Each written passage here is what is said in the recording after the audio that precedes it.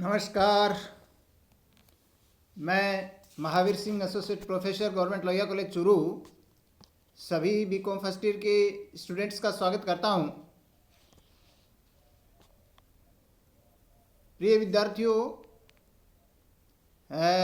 आज के इस व्याख्यान में अपन जब स्ट्रोक की हानि के लिए दावे की राशि ज्ञात करनी हो, यानी जब केवल स्ट्रोक का बीमा करवाया हुआ हो, तो ऐसी स्थिति में किस प्रकार से दावे की राशि ज्ञात करते हैं, इससे संबंधित अपन दो प्रैक्टिकल प्रॉब्लम्स को डिस्कस करेंगे।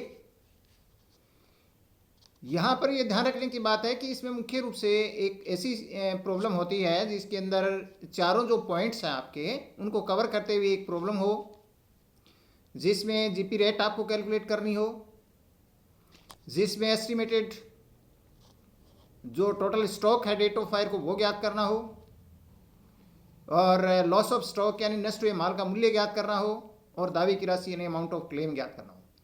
ये चारों जो स्टेप्स हैं, इनको फॉलो करते हुए हम किसी एक से सिंपल प्रॉब्लम को ले सकते हैं।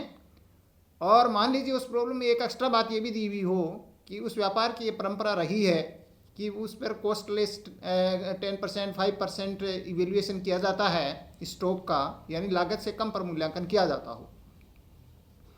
तो इन्हें मुख्य रूप से इन बातों को उल्लेख करते हुए अगर कोई प्रॉब्लम आपके सामने हो सकती है जिसके बारे में केवल जो कॉस्ट लेस 5% 10% होता है, तो अपन को ये एक बात ध्यान रखने की है कि अपन ओपनिंग और क्लोजिंग स्टॉक जो होते हैं वो उनकी जैसे ट्रेडिशन है कि वो लागत से कम पर मूल्यांकित हो रहे हैं, तो हम जैसे 100/95 100/90 करके उनको मूल लागत पर ले आते हैं।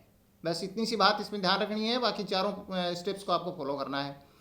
दूसरे प्रकार की जो प्रॉब्लम अपन लेंगे वो ऐसी प्रॉब्लम लेंगे जिसमें स्टॉक का कुछ भाग या कुछ आइटम्स स्टॉक के या केवल एक दो ऐसे आइटम स्टॉक के अंदर हो सकते हैं जो कि डिफेक्टिव नेचर के हों, जो अब नॉर्मल पोजीशन में हों, यानी जो दूषित प्रकृति का माल हो, जो अच्छा माल नहीं हो, जो नॉर्मल गुड्स नहीं हो, डिफेक्टिव हो। तो ऐसे माल अगर कहीं भी स्टॉक में होता है और फिर वो नष्ट होता है, तो उसके संबंध में हमें क्या प्रक्रिया ध्यान में रखनी पड़ती है।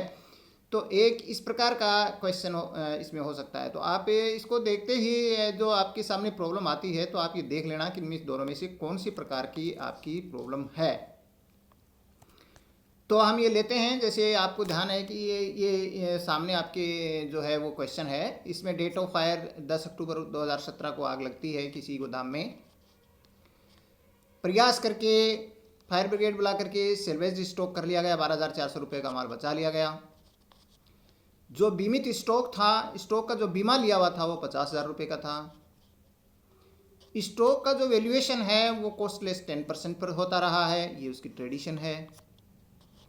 1/4/16 को जो ओपनिंग स्टॉक है 1/4/16 को, यानी वर्ष के प्रारंभ में, पिछले साल का जो वर्ष था उसके प्रारंभ में जो स्टॉक था वो 72,000 रुपये का था 1/4/16 को।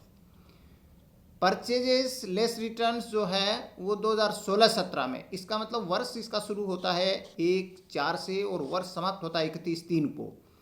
तो 2016-17 का मतलब हुआ 1/4/16 से 31/3/17 तक के वर्ष में 2,80,000 रुपये की परचेजेस थी और सेल्स थी 4 लाख रुपये। और 31/3/17 का यानी 16-17 का जो क्लोजिंग स्टॉक था वह था 45,000 रुपीज़। इसके बाद में ये तो हुई पिछले साल की क्रय और विक्रय, और इसके बाद में during the current year up to date of fire, यानी फ्रॉम 1/4/17 से up to date of fire, ये 2,92,000 रुपये 292,000, और सेल्स लेस रिटर्न थी 320,000। इन डाटा से आप दावे की राशि कैलकुलेट करेंगे, बिल्कुल स्टेप वाइज लेंगे। First of all we have to calculate the GP rate, और अपन ये जानते हैं कि जीपी रेट कैलकुलेट करने के लिए हम ट्रेडिंग अकाउंट बनाते हैं, और पिछले साल का होता है जो कि 12 महीने का होता है। पिछले साल का मतलब क्या हुआ, जिस वर्ष में आग लगी, वर्ष का मतलब अकाउंटिंग ईयर। अकाउंटिंग ईयर है 1 अप्रैल 17 से शुरू हुआ और ये अकाउंटिंग ईयर चलेगा 31/3/18। इसके बीच में कहीं आग लगती है तो वो करंट ईयर है। तो इसने बताया था कितने 10 अक्टूबर को, तो 10 अक्टूबर 17 को लगी, तो ये 17-18 वर्ष हुआ। तो पिछला साल इसका होगा 31/3/17 को समाप्त। तो 31/3/17 को समाप्त वर्ष के लिए हम 1/4/16 से 31/3/17 का ट्रेडिंग अकाउंट बनाएंगे। बिल्कुल आप डेट और वर्ष बिल्कुल आप पहले एश्योर हों, उसके बाद ही ट्रेडिंग अकाउंट बनाना शुरू करें। तो ये फॉर द ईयर एंडिंग 31/3/17 का अपना ट्रेडिंग अकाउंट बनाएंगे। ओपनिंग स्टॉक इसके अंदर आपको 72,000 रुपये दिया गया था, लेकिन चूंकि ये लागत से 10% कम पर मूल्यांकित था, तो इसकी ओरिजिनल कॉस्ट आएगी इंटू 100/90, तो 80,000 रुपये हो जाएगी। फिर परचेजेज 280 लिख देंगे और ग्रॉस प्रॉफिट आपको कैलकुलेट करना है बाद में। पहले सेल्स लिख देंगे 4 लाख पिछले साल की। क्लोजिंग स्टॉक इसी तरीके से 45,000 आपको दिया गया था 31/3/17 को, लेकिन चूंकि ये भी कॉस्टलेस 10% है तो 100/90 कर देंगे। बिल्कुल आप ध्यान रख लें, अगर कॉस्ट से 5% 10% कम पर मूल्यांकित हो रहा है स्टॉक, तो आपको उसको मूल लागत पर लाने के लिए इंटू 100/90 कर दें। अगर 5% है तो 100/95 कर दें। जैसी भी स्थिति हो उसी हिसाब से 20% है तो 100/80 कर दें। तो इस तरीके से ये 50,000 इसमें आ गया और ग्रॉस प्रॉफिट आया 90,000 रुपये, राइट। अब अपने जीपी रेट निकालते हैं। तो जीपी रेट का फॉर्मूला क्या हुआ, gross profit upon sales into 100 होता है। तो 90,000 अपॉन 4 लाख गुणा 100, 22.5% GP rate I. Gross profit की रेट का फॉर्मूला मैंने यहाँ लिखा नहीं है कि जस्ट सिंपल बात है जो आप सीनियर के पास करके आए हैं। तो जीपी रेट निकालने का तरीका होता है क्या, gross profit upon sales net sales into 100, ठीक है। तो ये अपने 100/90 से ओरिजिनल कॉस्ट पर ले आए हैं इनको। ये अपना पहला जो स्टेप है वो कंप्लीट होता है। दूसरा स्टेप शुरू होता है estimated total stock on date of fire.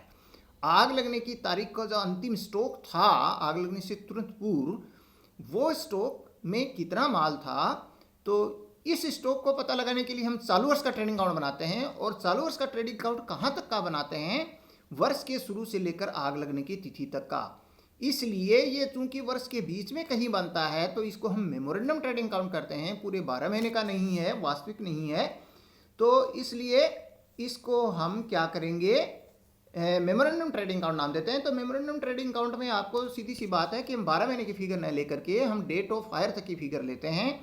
और ये 2 ओपनिंग स्टॉक आपने लिखा 50,000, कहाँ से आया ये 2 ओपनिंग स्टॉक 50,000 रुपये, जो आपने ऊपर ट्रेडिंग अकाउंट बनाया है उसमें बाई क्लोजिंग स्टॉक लिखा है, तो वो ही ओपनिंग स्टॉक हो जाएगा अगले साल के शुरू में 50,000 रुपये। यानी वही 45,000 इंटू 100/90 करेंगे तो 50,000 ही होता है।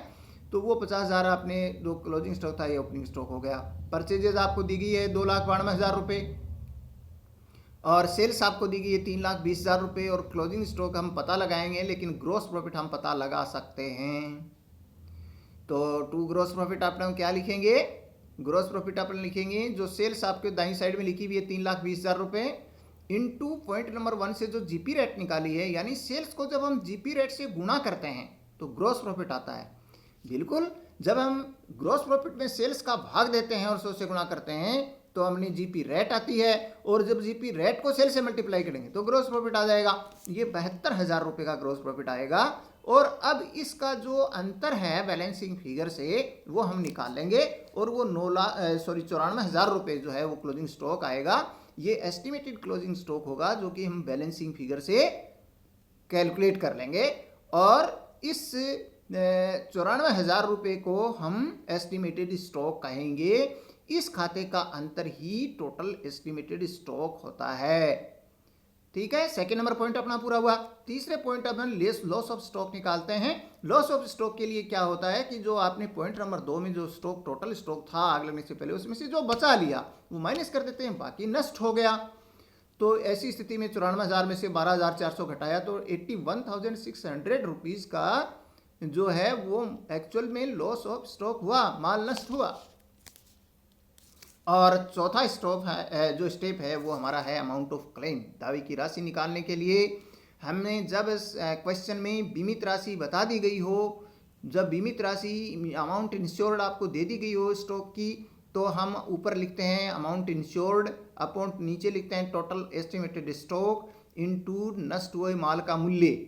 यानी जो आपने अमाउंट इंश्योर्ड आपको सवाल में दी हुई होती है वो तो हम ऊपर लिख लेते हैं, और पॉइंट नंबर सेकंड में जो आपने टोटल एस्टिमेटेड स्टॉक निकाला वो नीचे लिख देते हैं, और इनटू में पॉइंट नंबर 3 लिख देते हैं। यानी नीचे point number 2 into point number 3, और इस तरीके से जो करेंगे तो ये आएगा 43,404 रुपये अमाउंट ऑफ क्लेम, यानी दावे की राशि आएगी। ये जो प्रक्रिया आपको बताएगी, इसमें आपको एक क्वेश्चन देखते ही आपको पता लगाना। पहले आप क्वेश्चन को हल करने की जल्दबाजी नहीं करें, पहले क्वेश्चन का आप डिसेक्शन करें। डिसेक्शन आई मीन आपको ये पता होना चाहिए कि कौन सी बिक्री कौन सी जगह काम में लेनी है। यहाँ पर 2 प्रकार के परचेजेस दिए हुए होंगे और 2 ही प्रकार के आपके सेल्स दिए हुए होंगे। आपको ये डिसाइड करना है कि कौन सी परचेजेस और सेल्स तो आपको पहले वाले ट्रेडिंग अकाउंट में बनानी है, लिखनी है, और कौन से वाली जो है वो मेमोरेंडम वाले में लिखनी है। ये आप जब डिसाइड कर लेंगे तो फिर कोई गलती नहीं होगी। उल्टा सुल्टा मत लिख देना, नहीं तो सारा सवाल गलत हो जाएगा। तो क्लियर बात है। जो 12 महीने की होती है वो तो 1 नंबर में होगी और 2 नंबर में होगी 3, 6, 9, 10, मतलब 12 महीने से कम वाली बिक्री होगी और आग लगने की तारीख तक की परचेजेज और सेल्स आपको लिखी हुई होंगी। ये बात तो आपको ध्यान रखना है इसमें एक तो। और दूसरा, स्टॉक के बारे में आपको ध्यान रखना है कि स्टॉक जो है वो 10% कम पर हो रहा है तो 100 बटा 90 करके उसको ओपनिंग और क्लोजिंग स्टॉक जहाँ पर भी हैं उनको मूल लागत पर ले आएंगे। अब हम एक सेकंड क्वेश्चन आपका प्रैक्टिकल और लेते हैं। इससे आपको जो है वो स्टॉक के बारे में पूरी चीज़ें क्लियर हो जाएंगी। स्टॉक के जब आग लगती है, नुकसान होता है, तो वहाँ पर उसमें अगर मान लीजिए स्टॉक में इस तरीके का कोई माल पड़ा हुआ है जो डिफेक्टिव नेचर का माल है, तो डेफिनेटली ऐसे स्टॉक जब नष्ट होता है तो उसकी पूरे पैसे कोई भी बीमा कंपनी नहीं देगी, राइट। पूरे बीमा कंपनी पूरा पैसा उसका नहीं देगी। इसलिए ऐसी स्थिति में क्या होता है कि हम ऐसे माल को हटा करके ही अच्छे माल के बारे में कैलकुलेशन करते हैं।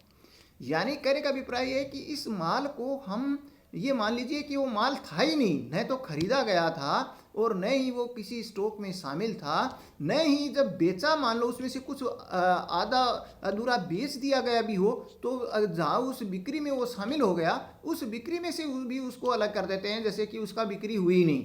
मतलब ये मान लीजिए कि उसको शून्य करना है, उस स्टॉक को शून्य करना है आपको कहीं पर भी जहाँ पर है। तो तरीका सीधी सी बात है, आपको सोचना सिर्फ ये है कि ओरिजिनली वो स्टॉक आया कहाँ से।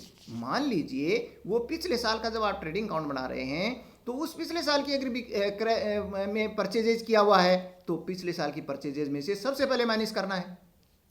यदि ऐसा स्टॉक पिछले सालों से चलता आ रहा है तो वो पिछले साल के ओपनिंग स्टॉक में डेफिनेट होगा, वहां से आपको हटाना, क्योंकि आपके पास आंकड़े कौन से हैं, पिछले साल के शुरू से लेकर के आपके पास आंकड़े हैं, तो पिछले साल के शुरू के ओपनिंग स्टॉक में वो शामिल होगा, निश्चित रूप से होगा।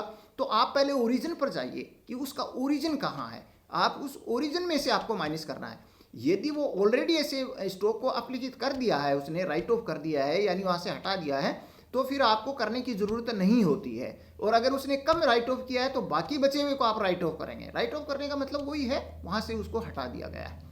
तो ये आपको ध्यान रखने की। तो पहले आप तो उसके ओरिजिन पर जाइए कि वो कहाँ से था, वो क्या खरीदा हुआ था पिछले साल में या चालू साल में खरीदा हुआ था। पिछले साल खरीदा था तो पिछले साल के परचेजेज में से कम कर दो, चालू साल के परचेजेज में किया हुआ था तो चालू साल के परचेजेज में से कम कर दो। और यदि वो पिछले से पिछले सालों में खरीदा हुआ था तो फिर पिछले साल के ओपनिंग स्टॉक में से उसको हटा दो। अगर उसने अप्लिकेट कर दिया या हटा दिया तो आपको हटाने की जरूरत नहीं है। यदि कम हटाया है तो बाकी बची हुई राशि हटा दीजिए। ये बात तो हुई उसके ओरिजिन की। उसके बाद में इस प्रकार का स्टॉक यदि उसने बेच दिया है कभी, तो बेचा है तो फिर क्या होगा, बेचा है तो वो बिक्री में शामिल होगा। तो अगर उसने पिछले साल बेचा, पिछले साल की बिक्री में से उसको कम कर दो। अगर चालू साल में उसने बेचा तो चालू साल की बिक्री में से कम कर दो। लेकिन कितना कम करोगे, उसका बिक्री मूल्य ही कम करोगे, जितना भी बेचा उसी को वहां से लेस करोगे। ये बात अगर आप ध्यान रख लेंगे तो इसके बाद में जो कैलकुलेशन होगी वो अच्छे माल की कैलकुलेशन होगी, यानी जीपी रेट भी अच्छे माल की आएगी। जो स्टॉक का एस्टिमेटेड स्टॉक आएगा जो एंड में मेमोरेंडम ट्रेडिंग अकाउंट से, वो भी अच्छे माल का आएगा। लेकिन इसके बाद में जब हम टोटल एस्टिमेटेड स्टॉक लिखते हैं तो जो अच्छा माल का स्टॉक होता है उसमें अब हम ये देखते हैं कि वो जो स्टॉक ओरिजिनल में खरीदा था उसमें से कितना उसने बेच चुका, उसके बाद में जो बाकी बचा है, यानी जितना बेच दिया कॉस्ट में से, ओरिजिनल कॉस्ट में से जितना बेच दिया, उसकी कॉस्ट को कम करने के बाद ये हम निश्चित रूप से मानेंगे कि ऐसा स्टॉक खराब स्टॉक में बचा हुआ था। तो अब वो खराब स्टॉक में जो अच्छे माल का स्टॉक आया उसमें खराब वाले माल के स्टॉक का मूल्य हम उसमें ऐड कर देंगे, तो वो हमारा टोटल एस्टिमेटेड स्टॉक हो जाएगा। तो वो टोटल एस्टिमेटेड स्टॉक हो जाएगा, यानी खराब माल का स्टॉक और अच्छे माल का स्टॉक, इन दोनों स्टॉक को हम जोड़ देंगे। यदि खराब माल के स्टॉक का वैल्यूएशन कंपेयर किया गया है मार्केट में, तो जितने का वैल्यूएशन किया गया है वही वैल्यूएशन हम अच्छे माल के स्टॉक में जोड़ेंगे, तो वो टोटल एस्टिमेटेड स्टॉक बन जाएगा। ये हमारी प्रक्रिया है जो कि इस सवाल से आपको स्पष्ट हो जाएगी। और आगे की भी तो फिर नष्ट हुए माल की वो प्रक्रिया तो सेम रहती है। तो अपने को देखिए, अपने को जो पहले 2 पॉइंट है उनमें इस पॉइंट को विशेष तौर से जो है वो ध्यान रखना है। तो देखिए जैसे देखिए इस सवाल में आपको जो दिया गया है वो जो है ये देखिए, ये सवाल है आपके सामने। तो इसमें डेट ऑफ फायर 10/8/17 है, यानी 10 अगस्त को आग लगती है। और ओपनिंग स्टॉक आपको 1/4/16 का दिया हुआ है। सेल्स ड्यूरिंग 16/17 यानी वही बात है, 31/3/17 की जो तक की सेल है वो 2,02,600 रुपये है। परचेजेज 16/17 में जो है वो 1,50,000 रुपये की गई है। तो क्लोजिंग स्टॉक है वो 31/3/17 को, यानी क्लोजिंग स्टॉक पिछले साल का जो था वो 2,24,000 रुपये का है, सॉरी 22,400 रुपये का है। परचेजेज 1/4/17 से 10/8/17, 10/8/17 का मतलब आग लगने की तिथि तक की परचेजेज, यानी करंट ईयर की बिक्री परचेजेज होगी, और यही जो सेल्स है वो करंट ईयर की हो गई आग लगने की तारीख तक की, यानी मेमोरेंडम वाली। तो मैं आपको देखते ही आपको सबसे पहले ये देखना है कि कौन सी परचेजेज तो ट्रेडिंग काउंट की है, कौन सी मेमोरेंडम की है, कौन सी सेल्स ट्रेडिंग की है, कौन सी मेमोरेंडम की है। ये हम पहले इसको डिसेक्ट कर लें अलग अलग, राइट। इसके बाद में फिर आपको आसानी हो जाएगी। तो अब हम आते हैं एक्चुअल में। अब जैसे पहले जैसे इस सवाल को समझ लीजिए आराम से। पहले समझने के बाद, पहले आप करने की जल्दबाजी बिल्कुल मत करना, पहले सवाल को सबसे ढंग से समझिए। ये जो आइटम दिए हुए कौन से आइटम कौन से ट्रेडिंग अकाउंट का ये समझ लिया आपने। इसके बाद में नीचे जो कुछ बातें दी गई हैं वो भी आप क्लियर कर लें। ये कहता है कि an item of stock purchase during 15/16, यानी 15/16 में उसने कोई स्टॉक खरीदा था, तो 15/16 के आंकड़े तो यहाँ है नहीं, लेकिन 16 के शुरू का ओपनिंग स्टॉक दिया हुआ है। मैंने आपको बताया कि यदि पिछले साल के परचेजेज में था तो ऐसा हम परचेजेज में से हम माइनस कर देते हैं, लेकिन यदि पिछले साल के परचेजेज में नहीं है तो पिछले से पिछले साल की परचेजेज में था, उसके आंकड़े हमारे पास परचेजेज के हैं नहीं, लेकिन ऐसा स्टॉक खरीदा हुआ निश्चित रूप से ओपनिंग स्टॉक में से आपको, तो पहले ओरिजिन में से आपको माइनस करना होता है। तो ओरिजिन इसका कौन सा हुआ, उद्गम कहाँ से आया, वो ओपनिंग स्टॉक में आया। तो ओपनिंग स्टॉक की जो राशि है वो आपके सामने है। उस ओपनिंग स्टॉक में से इस प्रकार के खरीदे गए स्टॉक को हम हटा देंगे, यदि उसने नहीं हटाया है तो ये क्या कह रहा है कि item of stock purchase during 15/16 cost of 10,000 की कॉस्ट था, और उसको उसने 6,000 रुपये पर वैल्यूएशन किया था 31/3/16 को, यानी इस 10,000 के माल को उसने 6,000 रुपये पर दिखा रखा है 1/4/16 वाले ओपनिंग स्टॉक में, क्योंकि 31/3/16 के क्लोजिंग स्टॉक में दिखाया। इसका मतलब वो 1/4/16 के क्लोजिंग ओपनिंग स्टॉक में ये 6,000 रुपये का माल शामिल है। कुल 10 का था तो 4 तो उसने राइट ऑफ कर दिया, लेकिन 6 अभी भी उसमें पड़ा हुआ है, उसका वैल्यूएशन 6 किया तो क्लोजिंग स्टॉक में 6,000 रुपये उसने लिख दिया। तो हम ऐसे है तो खराब ही मानना है, तो इसको 6,000 रुपये को भी हम और उड़ा देंगे। टोटल 10 उठना था ना, टोटल 10,000 रुपये माइनस होने थे, लेकिन इसने 4,000 ही माइनस किए, उसने 6,000 रुपये का अभी भी उसके अंदर ऐड कर रखा है, यानी वैल्यू करके उसमें लिख रखा है। तो हम ओपनिंग स्टॉक में से 6,000 रुपये माइनस कर देंगे जब हम पहले साल का ट्रेडिंग अकाउंट बनाएंगे, तब 16/17 का। तो ये इसका ओरिजिन में से, यानी कहाँ से आया, तो लेफ्ट साइड से पहले कम करना होता है।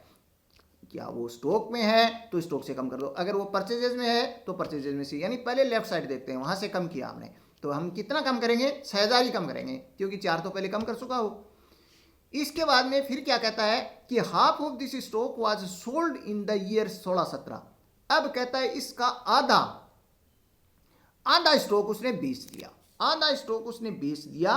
कितने में बेचा ये इंपॉर्टेंट है, आधा बेच दिया, उसकी कॉस्ट से यहाँ एक बार मतलब नहीं, हमें सिर्फ ये मतलब है कि बेचा मतलब सेल्स में शामिल है। तो 16/17 की सेल्स में 2600 रुपये जुड़े हुए हैं, हम वहां से उसको उड़ा देंगे। ये बिक्री में, बेचा तो बिक्री में सम्मिलित है, खरीदा तो परचेजेज में सम्मिलित है। तो और यदि पीछे से पीछे सालों में खरीदा तो स्टॉक में सम्मिलित है। अब क्या कहता है कि the remaining part of this stock was valued at 2400 on 31/3/17।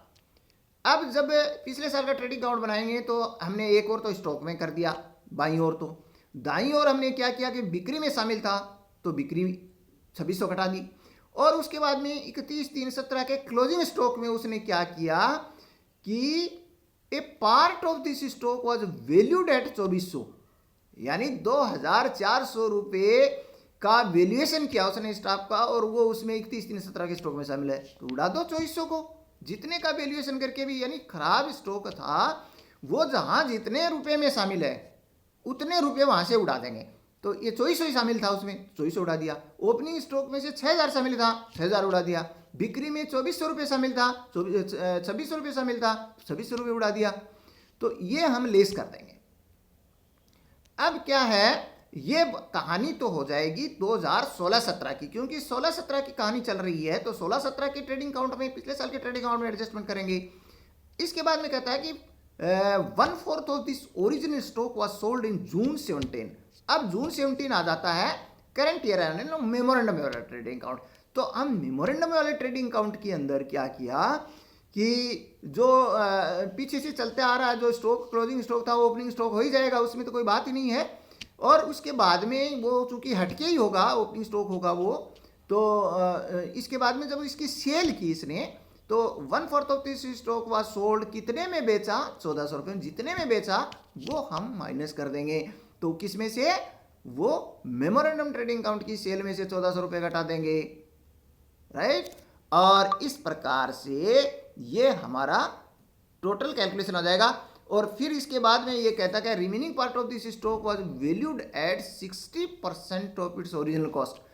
तो अब कोई बात ही नहीं, हम क्लोजिंग स्टॉक, तो अब जो क्लोजिंग स्टॉक आएगा वो तो अच्छे माल का स्टॉक ही आएगा, अच्छे माल का स्टॉक आएगा। इसके बाद में फिर इसका हिसाब किताब भी अपन कर लेंगे जो बचा हुआ है खराब वाला माल। तो हमें यहाँ तक एक बार आपको ध्यान रखना है, और इसलिए हम चलते हैं आगे। ये देखिए बच्चों, ये हल हमारा यहाँ से शुरू करते हैं हम, ये लीजिए। तो सबसे पहले अपना रेट ऑफ ग्रॉस प्रॉफिट निकालने के लिए हम ट्रेडिंग अकाउंट बना रहे हैं। ये ट्रेडिंग अकाउंट आपके सामने है। ओपनिंग स्टॉक 20,000 रुपये है, इसमें से हमने 26,000 रुपये था ओपनिंग स्टॉक, उसमें से हमने 6,000 रुपये माइनस कर दिए। कौन से वाले, जो खराब माल का स्टॉक का वैल्यूएशन किया था उसने 6,000 का, वो उसमें शामिल था, तो 20 का रह गया। परचेजेज 150 पूरी हो गई। सेल्स से 2,02,600 रुपये की सेल्स थी, लेकिन इसी सेल में खराब माल की सेल 2,600 रुपये थी, तो वो कम कर दी, तो 2 लाख की सेल रह गई। क्लोजिंग स्टॉक भी अंत में 2,24,000 रुपये बताया था, लेकिन उसमें 2,400 रुपये का क्लोजिंग स्टॉक खराब वाला वैल्यूड था, तो वो अबनॉर्मल को माइनस कर दिया, तो एक्चुअल में 20,000 रुपये का स्टॉक रह जाएगा। और अब जो जीपी रेट आएगी वो 50,000 रुपये के ग्रोस प्रॉफिट में हम 2 लाख का भाग देके 25% की रेट निकाल लेंगे। ये 25% की जीपी रेट एक्चुअल में नॉर्मल गुड्स की जीपी रेट हुई, यानी अच्छे माल की, गुड जो गुड्स है उसकी रेट हुई, क्योंकि खराब वाले माल को तो हमने सब जगह से उड़ा करके और उसके बाद में ही सारे कैलकुलेशन किए हैं, तो अच्छे माल का ही कैलकुलेशन है। अब ये जो स्थिति ली अपने, ये जैसे मैंने आपको बता भी दिया कि भी अच्छे माल का स्टॉक है ये अलग अलग जगह शामिल था, वहाँ से हमने हटा करके किया है। इसके बाद में देखिए ये सेकंड स्टेप अपन लेते हैं, एस्टिमेटेड जो टोटल स्टॉक है उसकी गणना हम करते हैं डेट ऑफ फायर यानी 10/8/17 को। तो इसके लिए अपने को 1/4/17 से 10/8/17 तक का क्या बनाना पड़ेगा, मेमोरेंडम ट्रेडिंग अकाउंट बनाना पड़ेगा।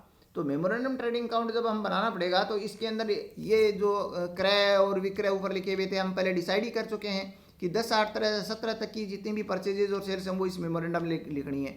टू ओपनिंग स्टॉक अपने को कौन सा लिखना होता है, जो कि हमने 31/3/17 का तक का जो 12 महीने का ऊपर बनाया है ट्रेडिंग अकाउंट 1 नंबर स्टेप में, उसका जो क्लोजिंग स्टॉक है वो आपको ऐसा कैसा लिखना है, नीचे ऐसा कैसा लिखना है, वैसे के वैसे लिख दीजिए। ओपनिंग स्टॉक 22,400 लेस अब नॉर्मल 2,400 और 20,000 रुपये अमाउंट में भी वो मतलब ऐसा कैसा उतारना है आपको, जो आपको नहीं ऊपर लिख रखा है उसको, तो वो ओपनिंग स्टॉक आपका हो गया। फिर परचेजेज आपको बताए रखी है इतने इस तारीख तक की, वो लिख दी। और इसके बाद में सेल्स, आपने सेल्स में आपको ध्यान करना है 51,400 रुपये की सेल्स है, लेकिन उसमें से 1,400 रुपये का माल खराब माल वाला बेचा हुआ है, तो उसकी बिक्री को हमने माइनस कर दिया, तो 50,000 रुपये अच्छे माल की बिक्री हुई। आप तो एक एक लाइन को पढ़ेंगे, आपको लाइन से क्लियर हो जाएगा कि जहां पर भी ये उसने काम किया है वहां से उसको आपको दुरुस्त करना है। तो बिक्री की तो बिक्री में शामिल हो गया, खरीद की तो खरीद में शामिल हो गया, या पीछे सालों की खरीद है तो स्टॉक में शामिल था, तो ओपनिंग स्टॉक में। तो इस तरीके से हमने वहां से हटा करके तो ये 50,000 रुपये हो गया, 50,000 रुपये हम लिख देंगे। और अब आपके सामने टू ग्रोस प्रॉफिट आपको लिखने के और क्लोजिंग स्टॉक तो आपको एस्टिमेटेड निकालना है, तो बैलेंस शीट फिगर से निकलेगा ना। तो हम 50,000 रुपये सेल्स को हम जीपी रेट ऊपर पॉइंट नंबर 1 से गुणा करेंगे तो 12,500 रुपये का जीपी आएगा। अब आपका एस्टिमेटेड स्टॉक निकला आएगा 42,500 रुपये। डेबिट साइड का जोड़ कर लो और 50,000 माइनस करेंगे तो 42,500 रुपये का बैलेंसिंग फिगर क्लोजिंग स्टॉक आएगा। लेकिन ये जो क्लोजिंग स्टॉक आएगा, ये क्लोजिंग स्टॉक आपका कौन सा क्लोजिंग स्टॉक हुआ? ये अच्छे माल का क्लोजिंग स्टॉक होगा। अच्छे माल का क्लोजिंग स्टॉक होगा वो तो आपका होगा 42,500 रुपये। अब जब माल जलता है तो अच्छे वाला जल जाए और खराब वाला नहीं जले, ऐसे तो होता नहीं। आग तो सभी चीज़ों को लपेटे में लेती है ना। तो अच्छे माल को तो हमने कह दिया कि उसमें स्टॉक था वो 42,500 का था, तो वो कहेगा व्यापारी कि मेरा खराब माल भी पड़ा हुआ था, तो उसका भी तो कुछ वैल्यूएशन होगा ना मार्केट में, तो वो भी तो मेरा स्टॉक था जो कि कुल स्टॉक उसमें सम्मिलित था। तो फिर बीमा कंपनी उसको कहेगी कि ठीक है, आप पहले तो बताइए कि आपके स्टॉक में खराब माल बचा हुआ था कितना, फिर उसको बाजार में उसका जो वैल्यूएशन है वो जोड़ देगी उसके अंदर, क्योंकि पूरा पैसा तो उसका देते नहीं ना, तो पूरा वैल्यूएशन में स्टॉक को मानती नहीं बीमा कंपनी। तो अच्छे माल का तो हुआ 42,500 नॉर्मल का। तो अब बात यह है कि जो खराब था वो कितना था। अब आप पहले वापिस उस मूल पर जाइए। मूल में उसने क्या किया, 10,000 रुपये की लागत का खरीदा था, राइट, 10,000 रुपये की लागत का। अब इसका कितना कितना पार्ट कब कब बेच दिया वो आपको कम कर दो, बात तो बाकी बचा हुआ है, सिंपल बात।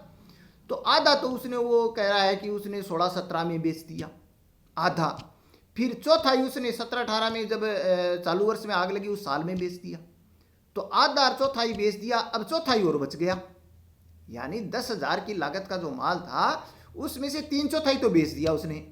हमें क्या ध्यान रखना है, वैल्यूएशन का कुछ नहीं ध्यान रखना, सिर्फ इतना ही ध्यान रखना है कि उसका कितना पार्ट वो निपटा चुका है। निपटाने का मतलब यहाँ बेचने से है, राइट ऑफ करने से नहीं है, बेच कितना दिया ये है। तो बेचा कितना वो कम कर देते हैं, तो बाकी स्टॉक में बचा हुआ होता है। तो खरीदा था 10,000, उसमें बेच दिया अब तक उसने 3/4, तो 1/4 यानी 2,500 रुपये का माल कॉस्ट का बचा हुआ था उसके स्टॉक में। अब इस 2,500 रुपये के कॉस्ट का माल है, लेकिन बीमा कंपनी इसको 60% पर ही वैल्यू करती है। तो 60% इसकी वैल्यूएशन हुआ तो 2,500 का 60% 1,500 रुपये हुआ। यानी बीमा कंपनी इस स्टॉक को 1,500 रुपये का ही मानती है, न कि 2,500 का। तो ऐसे मिलाकर के टोटल एस्टिमेटेड स्टॉक आपके बनता है 44,000 रुपये का। ये टोटल एस्टिमेटेड स्टॉक जो उसका स्टॉक में था, इसमें से अब पॉइंट नंबर 3 में हम लॉस ऑफ स्टॉक निकालेंगे। तो लॉस ऑफ स्टॉक के लिए हम बचे हुए स्टॉक यानी सेल्वेज स्टॉक को हम माइनस कर देंगे। सेल्वेज स्टॉक इसका 12,000 रुपये का था, वो हमने माइनस किया ऊपर वाले पॉइंट नंबर 2 से, तो 32,000 रुपये का वास्तव में माल नष्ट हुआ माना जाएगा। लॉस ऑफ स्टॉक इसकी पूर्ति बीमा कंपनी को कर देनी चाहिए कि जितना नुकसान हुआ व्यापारी का वो 32,000 का हुआ तो वो कर देगी, लेकिन नहीं, इतना पैसा भी बीमा कंपनी देती नहीं है। वो कहती है कि आपका जो स्टॉक कुल स्टॉक था उस वो पूरा बीमित थोड़े ही था, उसमें से अगर आपने आधा करवाया तो इसका आधा कर देंगे लॉस ऑफ स्टॉक का, और अगर कुछ अनुपातिक है तो अनुपातिक कर देंगे।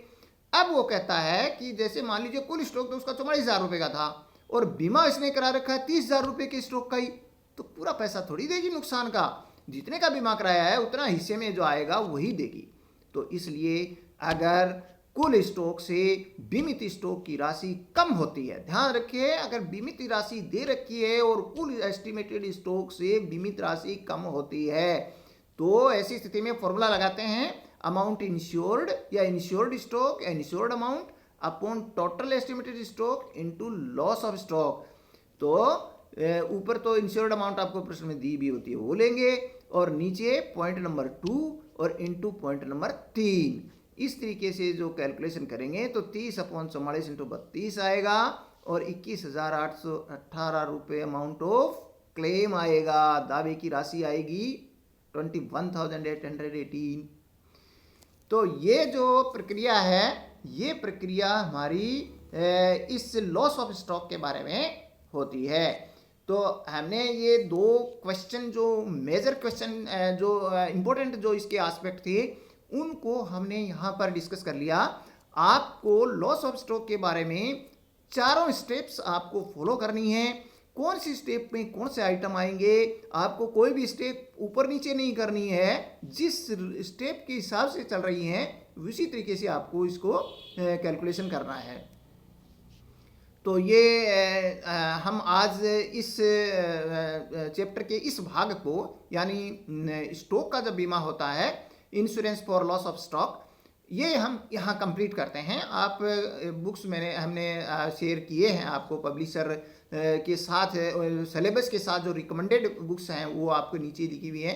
कोई भी बुक आप उसमें से खरीदें जो सिलेबस में मेंशन्ड है आपके साथ पास में बुक्स, तो उसमें आपको वो कोई पर्टिकुलर बुक्स की बात नहीं है। जो भी आप बुक्स उसमें से आप खरीदना चाहते हैं जो सिलेबस में आपके रिकमेंडेड लिखी हुई हैं वो आप खरीद सकते हैं। और भी आपको कहीं से भी मटेरियल मिले कहीं से भी आप उसको देख सकते हैं। तो ये सब चीज़ें आपको जब आप करेंगे प्रैक्टिकली कुछ क्वेश्चंस करेंगे तो आपका कॉन्फिडेंस बिल्डअप होगा। आपका कॉन्फिडेंस बिल्डअप होगा वो तभी होगा जब आपको जो थ्योरेटिकल बातें बताई गई हैं उनको आप प्रैक्टिकल फील्ड में उतारेंगे। और अब हम नेक्स्ट वीडियो के लिए आप तैयार रहें। हम नेक्स्ट जो आपका लेक्चर वीडियो होगा वो आपके सेकंड इसका जो चैप्टर का भाग यानी परिणामी हानि के बीमे के लिए हम करेंगे। Loss the insurance for loss of for the consequential loss यानी परिणामी हानि का बीमा या insurance for loss of stock, उसके ऊपर हम नेक्स्ट जो है वीडियो में अपन डिस्कस करेंगे। जिस प्रकार से इसमें 4 स्टेप्स हैं वैसे ही उसके अंदर भी उसी तरीके से कुछ स्टेप्स होंगी। हम अगर उन स्टेप्स को फॉलो करते हुए हम क्वेश्चन को हल करेंगे तो कोई भी त्रुटि नहीं होगी और आराम से आपका पूरा क्वेश्चन के सॉल्यूशंस प्राप्त हो जाएंगे। बहुत बहुत धन्यवाद। तो मैं फिर कहता हूँ आप अपने जो भी ये वीडियोस आप मेरे आ रहे हैं उन सभी वीडियोस के नीचे सब्सक्रिप्शन बॉक्स में आपको एक लिंक मिलेगा। उस लिंक को जब आप उसको क्लिक करेंगे तो आपको इस जो भी आपको ये वीडियो की अंदर साथ साथ जो नोट्स लिखे हुए हैं उनकी आपको PDF मिल जाएगी। आप केवल नोट्स को आप देख करके या उसके प्रिंट निकालना चाहे प्रिंट भी निकाल सकते हैं या उसको पढ़ भी सकते हैं। तो वो आपको स्क्रिप्ट वहाँ पर आपको अवेलेबल हो जाएगी। बहुत बहुत धन्यवाद।